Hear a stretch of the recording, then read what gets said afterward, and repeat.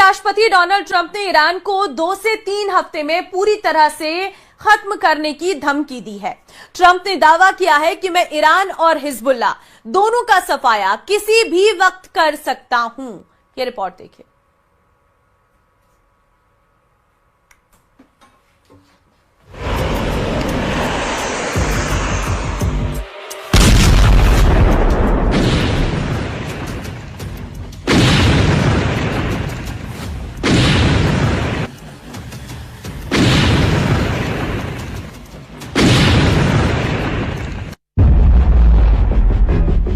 America के साथ साथ अरब युद्ध, कुवैत से बहरीन तक ईरानी हमले।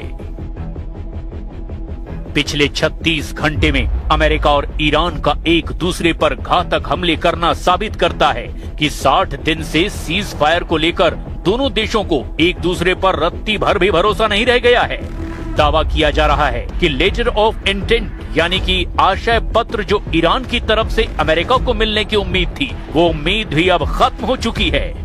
राष्ट्रपति ट्रंप और उनके कमांडरों को इसीलिए दोहरा झटका माना जा रहा है, क्योंकि एक तरफ कुवैत इंटरनेशनल एयरपोर्ट के टर्मिनल नंबर 1 पर ईरान ने जिस तरह से शाहिद 136 आत्मघाती ड्रोन से घातक हमला किया, उसने कुवैत और अमेरिका दोनों के डिफेंस सिस्टम की पोल खोलकर रख दी। इस वक्त ईरान कहीं न कहीं अमेरिका के साथ साथ अब अरब युद्ध शुरू कर चुका है। बहरीन, कुवैत और इराक में ईरानी हमलों ने अमेरिकी सेंट्रल कमांड यानी कि सेंटकॉम को भी सोचने पर मजबूर कर दिया है कि ईरान अभी भी इतने लंबे और घातक मिसाइल और ड्रोन हमले कैसे कर रहा है।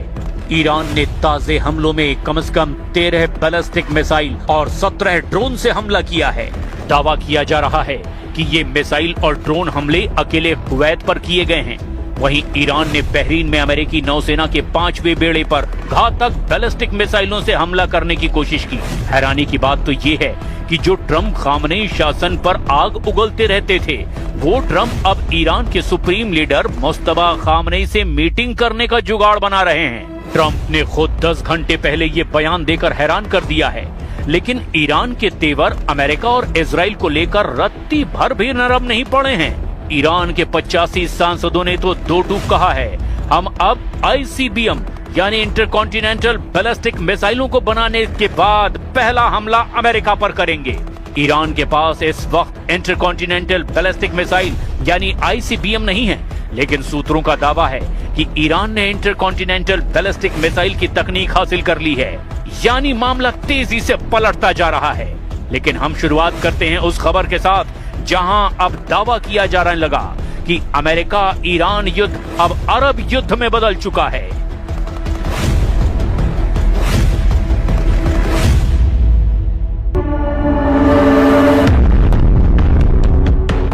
ईरान का अरब युद्ध, डबल मोर्चे पर घिरा अमेरिका। खाड़ी देशों या यूं कहें कि अरब देशों पर ईरान के ताजा हमलों से साबित हो गया कि ईरान ने अमेरिका के साथ साथ अरब देशों पर सीधे हमला करना और व्यापक अभियान चलाना शुरू कर दिया है। ईरान ने इन हमलों से अरब देशों और अमेरिका पर मनोवैज्ञानिक दबाव बनाया है कि अगर ईरान के ठिकानों पर हमला होगा तो ईरान भी अमेरिका की सबसे कमजोर नब्ज अरब देशों के दोस्त मुल्कों पर सीधा हमला करेंगे। कुवैत से लेकर बहरीन तक और बहरीन से लेकर इराक तक ईरान के हमलों से अमेरिका पूरी तरह बौखलाया हुआ है। अमेरिका के पैट्रियट और थार्ड जैसे एयर डिफेंस सिस्टम भी पूरी तरह से ईरानी हमलों को रोक नहीं पा रहे हैं, जिसकी वजह से अरब देशों में खौफ पैदा हो गया है। खबर तो ये भी है कि अरब, कुवैत, UAE और बहरीन जैसे खाड़ी देश मिलकर के ईरान से मुकाबले की तैयारी कर रहे हैं, जिससे ईरान का अरब युद्ध एक तरह से शुरू हो चुका है। यानी अब अमेरिका भी 2 मोर्चों पर घिरने लगा है। ईरान द्वारा कुवैत, बहरीन और इराक पर किया गया ये ताजा और भीषण हमला केवल सैन्य कार्रवाई नहीं, बल्कि इसके पीछे एक बहुत बड़ी रणनीतिक और कूटनीतिक टाइमिंग भी छिपी बताई जा रही है। रूस और चीन अच्छी तरह से जानते हैं कि अगर ईरान को पूरी तरह से अमेरिका और इजराइल ने मिलकर हरा दिया तो पूरे मिडिल ईस्ट से रूस और चीन का हुक्का पानी लगभग बंद हो जाएगा। और फिर खाड़ी में रूस और चीन की कूटनीतिक रणनीतिक पकड़ बेहद कमजोर हो जाएगी। हम आपको मौजूदा वक्त में राष्ट्रपति पुतिन के बेहद करीबी और राइट हैंड पूर्व राष्ट्रपति दिमित्री मेदवेदेव का वो बयान दिखाते हैं जो उन्होंने 22 जून 2025 को दिया था। ये बयान उस वक्त दिया गया था जब ईरान पर पहले राउंड के तहत अमेरिका और इजराइल ने मिलकर ईरान के फोर्दो, नातांज और इस्फहान परमाणु ठिकानों पर भयंकर बमबारी की थी।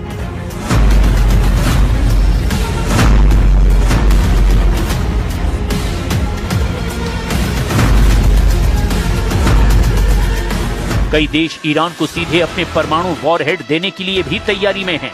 दिमित्री मेदवेदेव इस बात पर भी जोर दे रहे हैं कि पश्चिमी देशों के हवाई हमलों से ईरान के परमाणु बुनियादी ढांचों को कोई बड़ा नुकसान नहीं हुआ है और ईरान का यूरेनियम संवर्धन का काम जारी रहेगा। रूस के पूर्व राष्ट्रपति और वर्तमान में रूसी राष्ट्रीय सुरक्षा परिषद के उपाध्यक्ष दिमित्री मेदवेदेव ने ये बयान 22 जून 2025 को दिया था, जिसे उन्होंने फरवरी 2026 में फिर दोहरा दिया था। मेदवेदेव का ये बयान उनके आधिकारिक टेलीग्राम चैनल और रूसी मीडिया के जरिए पूरी दुनिया के सामने आया था। मेदवेदेव का सबसे बड़ा इशारा पश्चिमी देशों, खास तौर पर अमेरिका, ब्रिटेन और फ्रांस की नीतियों के तरफ था। उनका तर्क था कि यदि पश्चिमी देश यूक्रेन को उन्नत हथियार और परमाणु तकनीक देने पर विचार कर सकते हैं, जैसा कि फरवरी 2026 में फ्रांस और ब्रिटेन को लेकर खबरें आई थी, तो फिर दुनिया की दूसरी महाशक्तियां भी अमेरिका के दुश्मनों जैसे कि ईरान को परमाणु हथियारों से लैस करने के लिए स्वतंत्र है। ईरान की इस तैयारी और तेवर को देखकर साफ लगता है कि ईरान किसी भी कीमत पर ना तो अमेरिका के सामने झुकेगा और ना ही हथियार डालेगा। कुद्स फोर्स चीफ इस्माइल कानी ने इजराइल को लेबनान में दहलाने की धमकी दी है। कमांडर कानी ने ऐलान किया है कि उनके लड़ाके लेबनान में दाखिल इजराइल को बहुत जल्द मार भगाएंगे।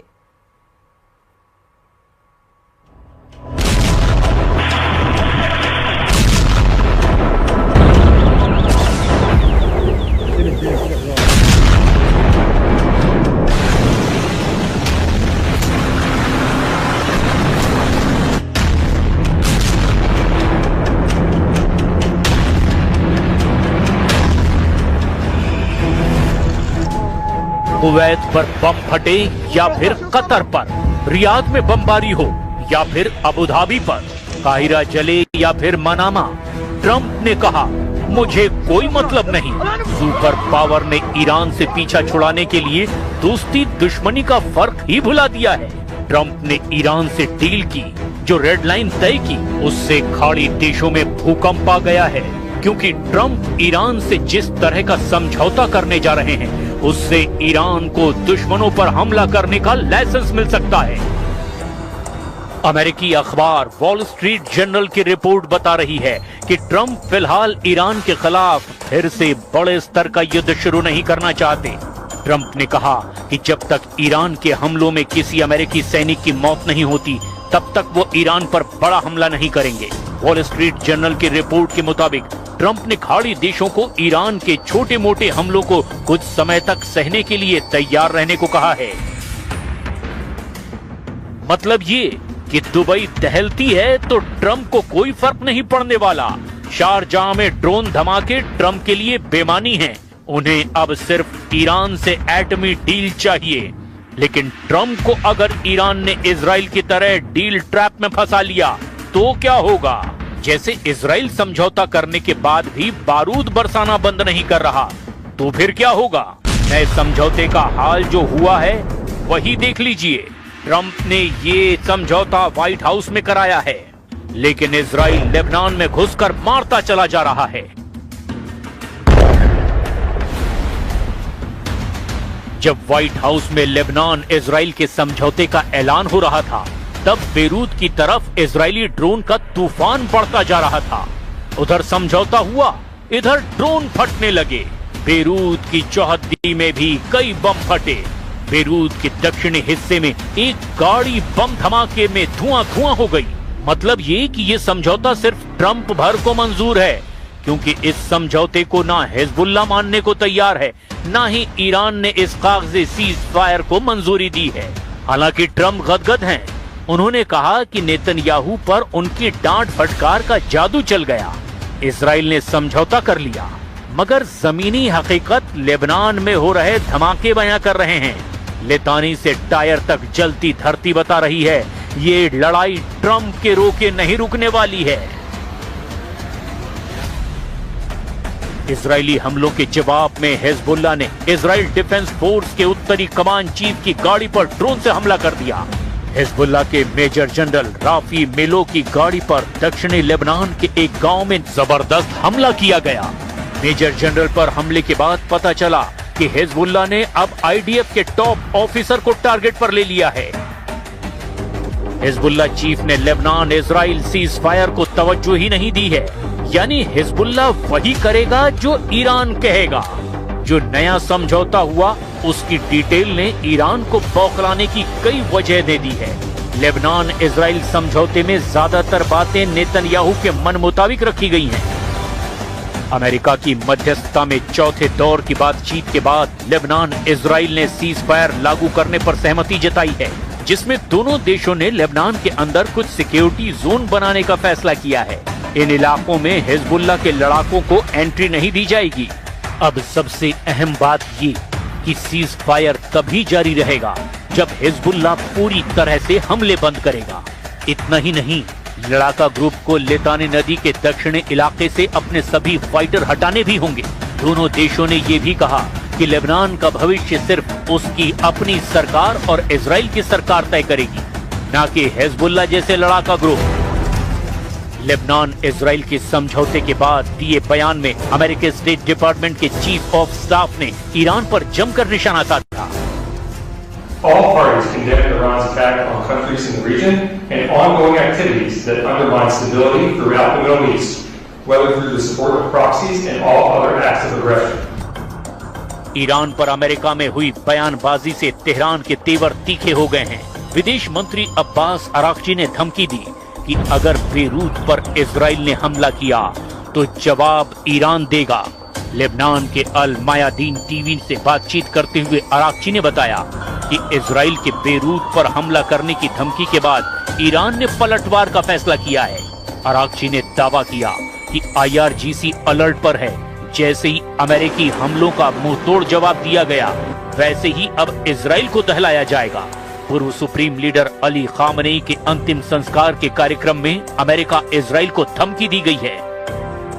दुश्मन खबीस हाल के दर मसाफ با فرزندان دلاور شما در نیروهای مسلح دچار شکست شده و به خصوص به خاطر مواجهه با ضربه قاطع ट्रंप और नेतन्याहू की कोशिश लेबनान को हिजबुल्लाह और ईरान से अलग थलग करने की है। अचानक इजराइल के सामने 4 बड़े फ्रंट एक्टिव हो गए हैं। पहला फ्रंट गाजा, जहां 100% कब्जा नेतन्याहू का अटल इरादा है। दूसरा फ्रंट यमन, जहां से लगातार इजराइल पर बैलिस्टिक मिसाइल फायर की जा रही है। तीसरा फ्रंट ईरान की लीडरशिप ने साफ कर दिया है कि युद्ध विराम का अब कोई मतलब नहीं रहा। इजराइल से तनाव बहुत ज्यादा बढ़ चुका है। और चौथा फ्रंट है लेबनान, जहां इजराइल चाहता है कि हिजबुल्लाह हथियार डाल दे, लेकिन हिजबुल्लाह का इरादा युद्ध का है। वो जानता है कि दक्षिण लेबनान में इजराइल का ग्राउंड ऑपरेशन फेल साबित हुआ और हिजबुल्लाह ने लेबनान की सरकार को अल्टीमेटम जारी कर दिया है। अखरिजु अल-अदू मिन अर्दिना व अवक़िफ़ु अल-उद्वान व अफ़रिजु अन अल-असरा वब्दअु अल-इअमार, हाज़िही ख़रीततु अत-तरीक़, थुम्मा बअद ज़ालिक तआलौ इला अल-इस्तिरैतिजिय्या अद-दिफ़ाइय्या। नेतन्याहू के सामने हिजबुल्लाह और हमास को खत्म करने वाला चैलेंज अब भी खत्म नहीं हुआ है। गाजा में हमास को लेकर अपने युद्ध को नेतन्याहू उस अंजाम तक पहुंचाना चाहते हैं जहां इस संगठन का एक एक लड़ाका खत्म कर दिया जाए। लेकिन टैंक ऑपरेशन के साथ साथ हजारों टनों की बमबारी के बावजूद नेतन्याहू इसमें कामयाब नहीं हुए हैं। हमास की लीडरशिप भले ही खत्म हो चुकी है, लेकिन वो 700 दिन से ज्यादा वक्त के इस युद्ध में हमास का पूरी तरह नाश नहीं कर पाए। ऐसे में लेबनान से आ रही जूनियर नसरल्लाह की वार्निंग के बाद नेतन्याहू के सामने नया फ्रंट फिर से खुल चुका है। इसे ही इजराइल के सामने 4 बड़े फ्रंट वाला युद्ध कहा जा रहा है। इसमें गाजा फ्रंट भी है, ईरान का फ्रंट भी है, लेबनान में हिजबुल्लाह से नए युद्ध का खतरा भी है और यमन के साथ लॉन्ग रेंज वाली लड़ाई भी बड़ी चुनौती बनकर उभर रही है।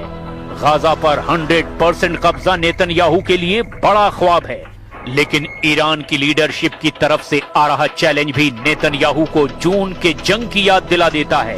अब सवाल ये है, क्या नेतन्याहू एक साथ इतने फ्रंट को मैनेज कर सकते हैं? इन सब में यमन और लेबनान का मोर्चा इजराइल के लिए सबसे मुश्किल साबित हो सकता है।